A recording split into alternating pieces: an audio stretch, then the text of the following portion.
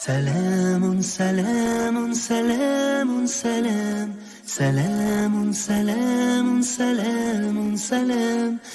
وقت اور جگہ کی قید سے آزاد معجزاتی قصے. پیاری مفتاح الجنہ کی فیملی کو السلام علیکم ورحمۃ اللہ وبرکاتہ. امید ہے کہ آپ صحت اور ایمان کے ساتھ رمضان کی برکتیں سمیٹ رہے ہوں گے انشاءاللہ تعالی. کیوریس ٹائم ہاپرز، آج کا ہمارا سفر انتہائی دلچسپ اور آؤٹ آف دس ورلڈ ہوگا. جتنے آج کے سفر کے واقعات پرسرار ہیں، اتنے ہی اس واقعے میں شامل افراد بھی حیرت انگیز ہیں، اور یہ واقعہ قرآنی واقعات میں سے منفرد ترین واقعات میں سے ایک ہے. تو پھر کیا آپ سب تیار ہیں دوسری دنیاؤں کے معجزاتی سفر کے لیے؟ ہوا یوں تھا کہ ایک مرتبہ موسیٰ علیہ السلام نے ایک خطبہ دیا، ایک عظیم الشان خطبہ، ایک ایسا خطبہ کہ جس کے بعد بنی اسرائیل کا ہر شخص رو پڑا تھا. اور تب موسیٰ علیہ السلام کے پاس ایک آدمی آیا اور روتے ہوئے پوچھا کہ اے موسیٰ، اتنا علم! اے موسیٰ، کیا آپ سے زیادہ بھی کسی کے پاس علم موجود ہو سکتا ہے؟ تو موسیٰ علیہ السلام نے کہا نہیں. اور تب اس واقعے کے بعد پھر اللہ تعالیٰ نے وحی کی کہ اے موسیٰ، پانیوں کے ملنے کی جگہ پر ایک شخص رہتا ہے کہ جو تم سے زیادہ علم رکھتا ہے، ایک ایسا شخص کہ جس سے میں نے اپنے پاس سے خاص علم عطا کیا ہے. تو موسیٰ علیہ السلام پوچھا، اے اللہ، تو پھر میں ان سے کیسے مل سکتا ہوں؟ کیوریس ٹائم ہاپرز، کیا آپ سوچ رہے ہیں کہ موسیٰ علیہ السلام نے اللہ تعالیٰ سے یہ سوال و جواب کیسے کیے ہوں گے؟ آف کورس، وہ تو کلیم اللہ تھے، وہ واحد شخص تھے جن کے ساتھ اللہ تعالیٰ نے ڈائریکٹ کلام فرمایا تھا کہ جیسے اللہ القوی کی شان ہے. تو پیارے ساتھیوں، پھر کیا ہوا؟ پھر اللہ تعالیٰ نے ان کو حکم دیا کہ آپ اپنے ساتھ ایک نمک لگی ہوئی تلی ہوئی مچھلی لے لیں اور 2 دریاؤں کے ملنے کی جگہ پر جائیں، اور جہاں سے یہ مچھلی گم ہو جائے وہیں آپ کی ملاقات اس بندے سے ہوگی کہ جس کو ہم نے اپنے پاس سے ایک خاص علم دے رکھا ہے، ایک ایسا علم کہ جو آپ کے پاس نہیں. اس کے بعد موسیٰ علیہ السلام نے اپنے ساتھ ایک خادم اور ایک نمک لگی ہوئی مچھلی لی اور سفر پر نکل گئے. مفتاح الجنہ کی فیملی کے لیے فن فیکٹ: قرآن میں تو اس خادم کا نام نہیں آتا، مگر احادیث سے ان کا نام یوشع بن نون ملتا ہے، اور عربی میں نون مچھلی کو کہتے ہیں، اور ان کی واحد اسائنمنٹ مچھلی پر نظر رکھنا ہی تھی. تو پھر کیوریس ٹائم ہاپرز، موسیٰ علیہ السلام نے اپنے ساتھ ایک نمک لگی ہوئی مچھلی لی اور اپنے سفر پر یہ کہتے ہوئے چل پڑے کہ اب تو میں چلتا ہی رہوں گا جب تک کہ 2 پانیوں کے ملنے کی جگہ پر نہ پہنچ جاؤں، خواہ کہ مجھے سالہاں سال ہی کیوں نہ چلنا پڑے.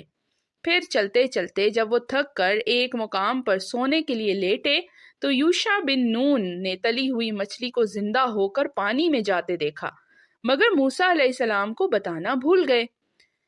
کیا؟ مگر یہ کیسے ہو سکتا ہے؟ اگر آپ تلی ہوئی مچھلی کو زندہ ہو کر پانی میں جاتا دیکھیں گے تو کیا کریں گے؟ آپ تو سب لوگوں کو اکٹھا کر کے بتائیں گے کہ میں نے یہ عجیب و غریب بات دیکھی. مگر وہ کیسے اپنی اسائنمنٹ بھول گئے؟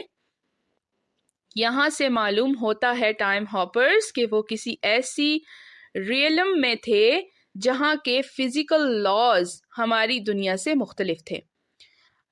آپ سب کے لیے ایک اور مزیدار فن فیکٹ: کیا آپ بتا سکتے ہیں کہ وہ کون سا جانور ہے جس کی دم کاٹ دی جائے تو پودوں کی طرح دوبارہ اگاتی ہے؟ جی بالکل صحیح، چھپکلی.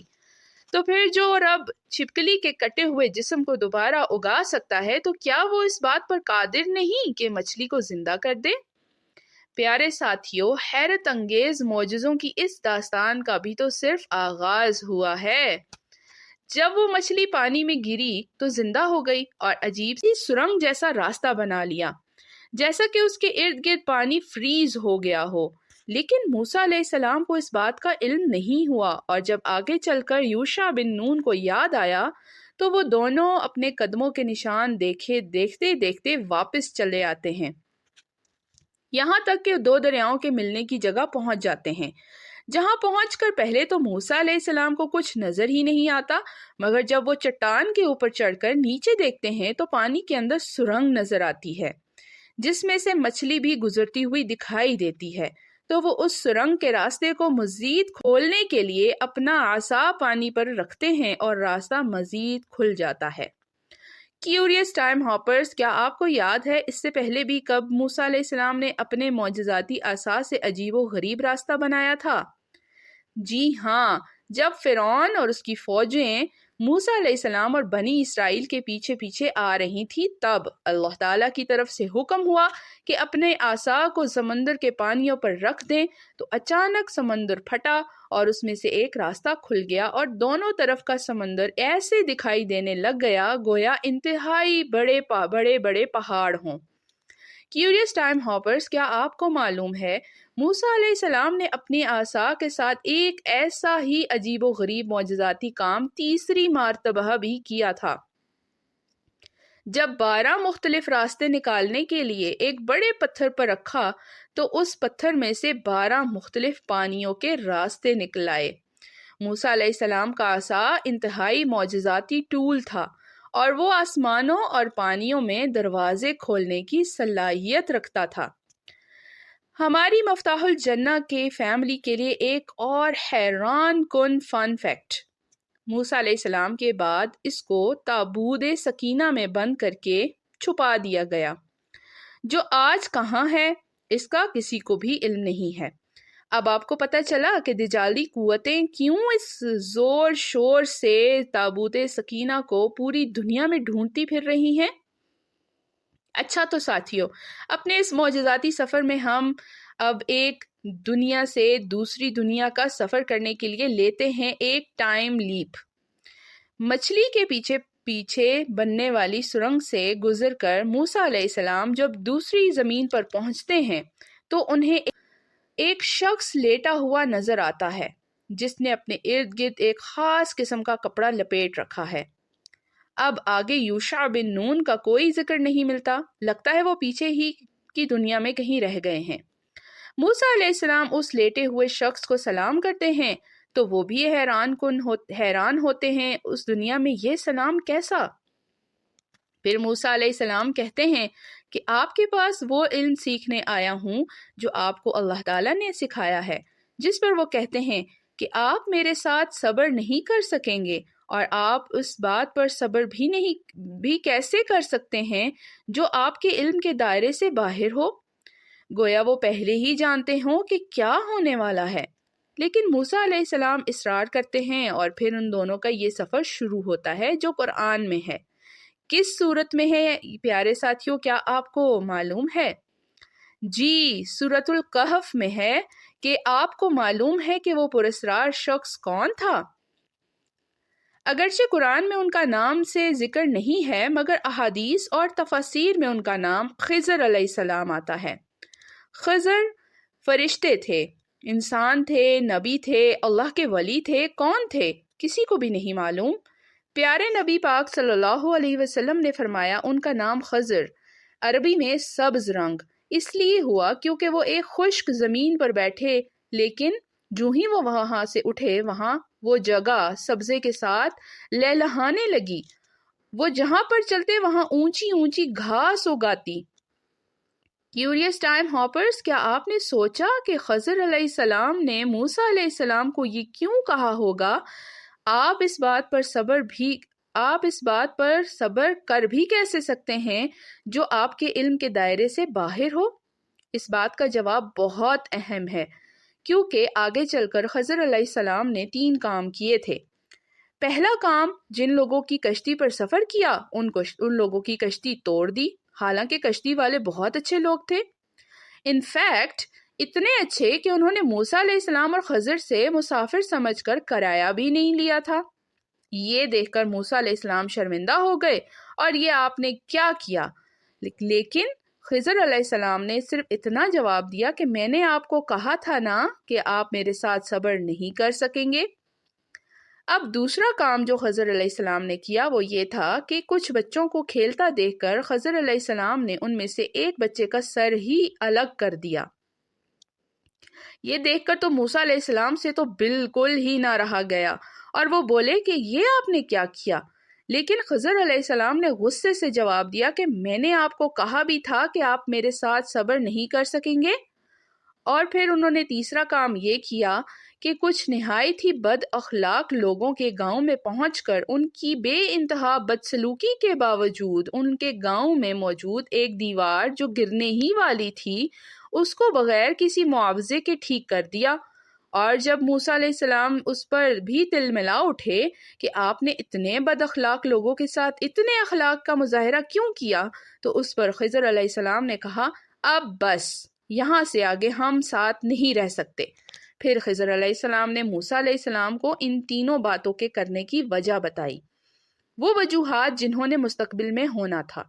مثلاً کشتی کو اس لیے توڑا کیونکہ آگے اسے ایک بادشاہ نے پکڑ لینا تھا، بچے کو اس لیے مارا کیونکہ اس نے آگے چل کر اپنے ماں باپ کے لیے ایک فتنہ بن جانا تھا، اور دیوار کو اس لیے ٹھیک کیا کیونکہ اس دیوار کے نیچے ایک ایماندار شخص کی اولاد کی دولت چھپی ہوئی تھی جنہیں انہوں نے آگے چل کر استعمال کرنا تھا۔ پیارے ساتھیوں، کیا آپ جاننا چاہیں گے کہ اس سے آگے پیارے نبی محمد صلی اللہ علیہ وسلم نے کیا فرمایا تھا؟ انہوں نے فرمایا تھا کہ اللہ تعالیٰ موسیٰ علیہ السلام پر رحم فرمائیں، اگر وہ تھوڑا اور صبر کر لیتے تو کیا کیا اور واقعات دیکھتے۔ کیوریس ٹائم ہاپرز، کیا آپ کیوریس ہیں کہ آخر وہ کون سا علم تھا جو اللہ تعالیٰ نے خضر علیہ السلام کو دیا تھا؟ جب موسیٰ علیہ السلام نے خضر علیہ السلام سے ان کے علم سیکھنے کی درخواست کی تھی اور جب دونوں کشتی میں بیٹھے ہوئے تھے تو اس وقت ایک پرندہ آیا تھا اور اس نے پانی میں چونچ ڈال کر اپنے منہ میں پانی بھرا تھا اور اڑ گیا تھا۔ اب اس پر خضر علیہ السلام نے موسیٰ علیہ السلام سے کہا تھا کہ جو علم مجھے اور آپ کو عطا کیا گیا ہے وہ علم ملا کر بھی اللہ کے علم کے سامنے ایسا ہی ہے جیسا کہ اس پرندے کی چونچ میں پانی اور یہ سمندر۔ خضر علیہ السلام کے پاس ایگزیکٹلی کون سا علم تھا جس کے ذریعے وہ یہ دیکھ لیتے تھے کہ فلاں اولاد نے آگے چل کر اپنے والدین کو فتنے میں مبتلا کرنا ہے، یا یہ کہ فلاں کشتی کو آگے چل کر بادشاہ نے ضبط کرنا ہے، یا فلاں لڑکوں نے آگے چل کر دیوار کے نیچے چھپے خزانے کو نکالنا ہے؟ ہم اس ایگزیکٹ علم کو تو نہیں جانتے ہیں، ایک مسٹری ہے جس کو کوئی بھی نہیں جانتا۔ کیوریس ٹائم ہاپرز، آپ کو کیا لگتا ہے کہ وہ ٹائم ٹریول کرتے تھے؟ خضر علیہ السلام وقت کی قید سے آزاد ہیں اور تب تک زندہ رہیں گے جب تک اللہ چاہیں گے۔ وہ موسیٰ علیہ السلام کے دور میں نظر آئے تھے اور پیارے نبی صلی اللہ علیہ وسلم کے وصال پر صحابہ کرام کو بھی نظر آئے تھے، اور احادیث کے مطابق وہ دجال کے دور میں بھی نظر آئیں گے تاکہ اس کی مخالفت کر کے لوگوں کو حق دکھا سکیں۔ پیاری مفتاح الجنہ کی فیملی، آپ کے لیے ایک فن فیکٹ کا تحفہ۔ کیا آپ کو معلوم ہے کہ پورٹلز کیا ہوتے ہیں؟ کیا یہ مختلف قسم کے ہوتے ہیں؟ کیا آپ نے کبھی سوچا کہ فرشتے آسمان سے نیچے زمین پر کیسے اترتے ہیں اور روحیں آسمان پر کیسے چڑھتی ہیں؟ یہ راز قرآن کی سورۃ المعارج میں رب العالمین نے آیت نمبر 4 میں بتایا ہے کہ فرشتے اور ارواح کسی شارٹ کٹ کی طرح کے راستے سے اترتے اور چڑھتے ہیں جہاں سے وہ 50,000 سال کا فاصلہ صرف ایک دن میں طے کر لیتے ہیں۔ ساتھیوں، ایسے آسمانی راستے کو انگریزی میں کیا کہتے ہیں؟ فزکس کی زبان میں ورم ہول اور انگریزی میں پورٹلز۔ جی پیارے ساتھیوں، ان معجزاتی آسمانی راستوں کے حیرت کے دروازے تو ابھی کھلے ہیں۔ ابھی تو ہم نے آپ کو کل سب سے زیادہ معجزاتی آسمانی سفر پر لے کر جانا ہے، تو پھر ملتے ہیں کل ایک اور لازوال سفر پر، اور ہم آپ کو آج کی اس خوبصورت حدیث کے ساتھ کہتے ہیں اللہ نگہبان۔ اللہ تعالیٰ نے سب سے پہلے قلم کو پیدا کیا اور حکم دیا کہ لکھ، تو قلم لکھنے لگا، اور ہمیشہ ہمیشہ تک جو کچھ بھی ہونے والا تھا اس نے وہ سب کچھ لکھ دیا۔ چنانچہ ایک سابقون الاولون صحابی رسول اپنے بیٹے کو انتقال کرتے وقت نصیحت کرتے ہوئے کہتے ہیں، بیٹا جو تمہیں ملنا تھا وہ لکھا جا چکا ہے، ایسا ہو ہی نہیں سکتا کہ وہ تجھے نہ ملے، اور جو تجھے نہیں ملا ایسا ہو ہی نہیں سکتا کہ وہ تجھے کبھی مل جاتا۔ Everything is written, everything is مکتوب۔ پھر انہوں نے سرور کونین رحمت للعالمین سے روایت کیا کہ آپ صلی اللہ علیہ وسلم نے فرمایا تھا کہ جس کو اس لکھے ہوئے اس تقدیر کا یقین نہ ہو وہ مجھ سے نہیں ہے۔ اس خوبصورت حدیث نبوی صلی اللہ علیہ وسلم کے ساتھ ہم آپ کو اگلے سفر تک کے لیے کہتے ہیں اللہ نگہبان۔ السلام علیکم ورحمۃ اللہ وبرکاتہ۔ سلام سلام سلام سلام سلام سلام سلام